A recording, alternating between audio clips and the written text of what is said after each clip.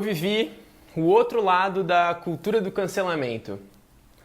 Depois de anos produzindo conteúdo no YouTube sobre sexualidade, comportamento, sobre as minhas vivências pessoais, eu fui sentindo que era muito lindo e corajoso você se expor honestamente e de maneira vulnerável nas redes sociais.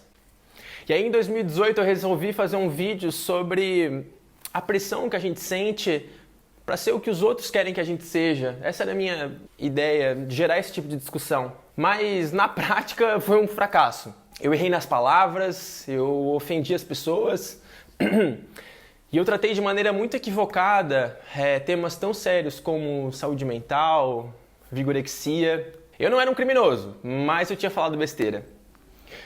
E depois aconteceram em outros momentos também. Eu sou DJ, teve uma vez que eu fui tocar uma música de um funkeiro famoso que tinha sido cancelado. E aí eu fui cancelado por replicar o trabalho de um cara que tinha sido cancelado. Teve uma outra vez que eu fui cancelado por não gostar da música nova da Lady Gaga. Alguns dias depois eu elogiei o álbum novo da Lady Gaga e aí ficou tudo bem, eu fui descancelado. Tá certo que com o efeito memetizador da internet, às vezes as coisas viram brincadeira, mas não naquele primeiro caso que eu contei pra vocês sobre a minha fala num vídeo no YouTube.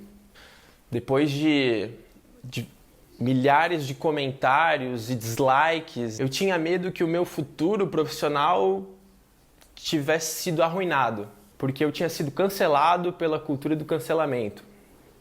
Tá certo que na época o nome ainda não era bem esse, né? Mas a maneira que acontecia é a mesma que se dá hoje em dia nas redes sociais. Um grupo se sente atacado por uma fala predatória, ou um posicionamento, seja essa fala ou posicionamento de uma marca ou de uma pessoa, se manifesta em massa para que haja um boicote contra o responsável. E o motivo do cancelamento pode ser por várias coisas, uma fala machista, gordofóbica, por alguém que expressa determinado posicionamento político, um filme antigo que faz apologia à escravidão ou até uma marca que usa de couro de canguru nos seus sapatos. E a cultura do cancelamento já mostrou casos muito efetivos quando ela foi aplicada a empresas. Por exemplo, teve uma vez que uma marca muito famosa de cervejas fez uma campanha pedindo que as pessoas esquecessem o não em casa durante o carnaval. Isso claramente incentivava a cultura do estupro. Pegou muito mal na época, mas desde aquele momento a empresa definitivamente mudou o olhar sobre a mulher nas suas propagandas e começou a exibir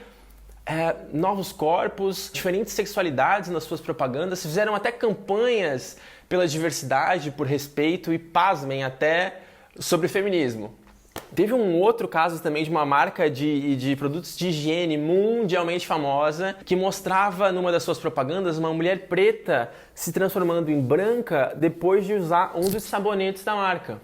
Esse caso de racismo ele foi denunciado e compartilhado mais de 10 mil vezes na internet. E desde então a marca vem fazendo um trabalho de fortalecer e de empoderar o corpo e os cabelos das pessoas pretas. Eles até patrocinaram o filme Hair Love, que ganhou o Oscar de melhor curta-metragem de animação em 2020. O filme fala sobre amor, autoaceitação, sobre empoderamento e mostra um pai que tem que pentear os cabelos crespos da sua filha pela primeira vez.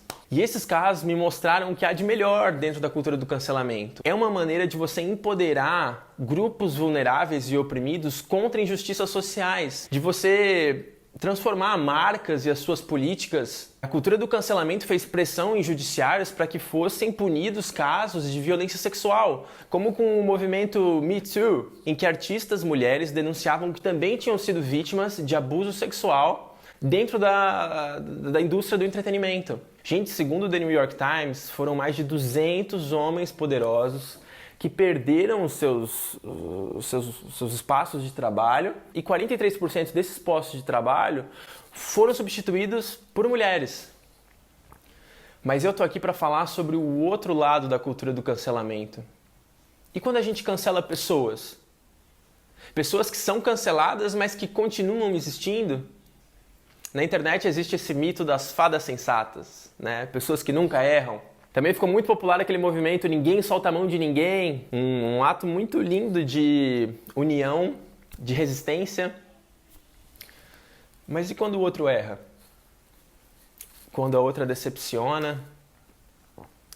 quando se tropeça na própria violência que sobrevive dentro de si mesmo e se transborda ignorância. Daí a gente passa de ninguém solta a mão de ninguém para eles que lutem, como disse o jornalista Antônio Laudenir. É preciso deixar claro que atos de violência precisam sim ser responsabilizados. O que eu sugiro é que a gente reveja a expectativa que a gente coloca sobre pessoas públicas. Parece que existe uma certa cobrança perfeccionista que não tolera que pessoas que se expõem publicamente errem. E se a gente parasse de cancelar pessoas e começasse a cancelar atitudes? Parece um consenso que a nossa política está mega polarizada. Mas e as nossas relações interpessoais? A gente está dividindo as pessoas em gavetas e compartimentando elas em certas ou erradas. Amo ou odeio. É o mundo líquido de Bauman em que as relações escorrem pelas nossas mãos. Vocês se lembram quantas vezes vocês já erraram? Quantas vezes vocês aprenderam a partir de uma falha e quantas vezes vocês acham que vocês ainda vão errar? Na minha vida, sem dúvida, foi através dos meus erros que eu aprendi grandes lições. Inclusive, quando rolou aquela minha fala lá no YouTube em que aconteceu o meu cancelamento. Na época foi complexo de lidar porque ninguém gosta de sentir que é odiado, né? O cancelamento traz a impressão de que a opinião pública te abomina e que as pessoas nunca mais vão voltar a gostar de você. Tá certo, foi um episódio super importante, né? Com esse erro eu pude aprender, por exemplo, sobre responsabilidade de influência. Foi isso que eu aprendi, inclusive, com um menino que entrou num pacote turístico entre planetas e que fez amizade com uma raposa superdotada. Tu te tornas eternamente responsável pelos stories que publicas. A gente fez da internet um território de juízes e juízas que fazem justiça com as próprias mãos, onde os prints e as conversas do WhatsApp definem que a gente vai ter culpados até que se prove o contrário. E a gente pode tentar resolver essa nossa questão de duas maneiras.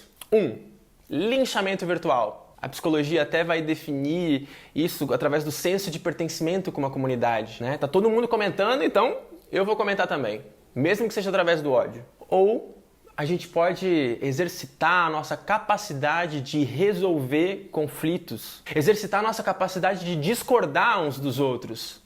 E cara, foi mal, nesse momento aqui do vídeo vai entrar um clichê, mas é preciso que você trate com diálogo e respeito o erro do outro, assim como você espera que o outro trate com respeito e diálogo o erro que você ainda vai cometer. E para as pessoas que foram canceladas existe um negócio chamado gerenciamento de crise, sabe?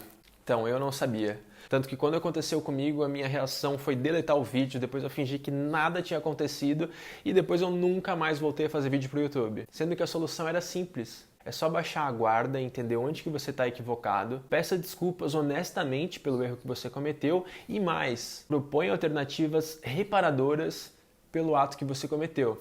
Nós não somos eternamente definidos pelas nossas falhas e pessoas que produzem coisas boas também erram. Essa última frase não é minha, ela é do Obama. E ele disse mais, a cultura do cancelamento, não é ativismo. Acima de tudo, eu acredito que a cultura do cancelamento é sobre transformar a realidade. E não existe verdadeira transformação entre pessoas onde não existe diálogo. Ninguém deixa de ser racista porque foi obrigado a deixar de ser racista.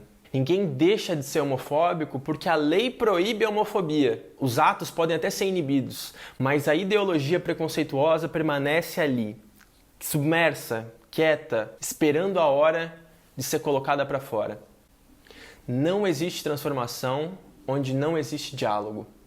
Eu aprendi com aquele meu erro de 2 anos atrás quando alguém me falou onde que eu estava sendo equivocado, sem me xingar de lixo, estrume, a internet tem uns xingamentos meio esquisitos, ou pedindo que eu fosse atropelado na BR.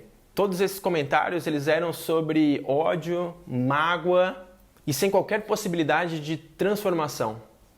Mas como fazer isso se a gente está mais preocupado em atacar os acusados do que em discutir a causa do problema? Nós precisamos cancelar a cultura do cancelamento, ou o próximo cancelado pode ser eu, ou pode ser você.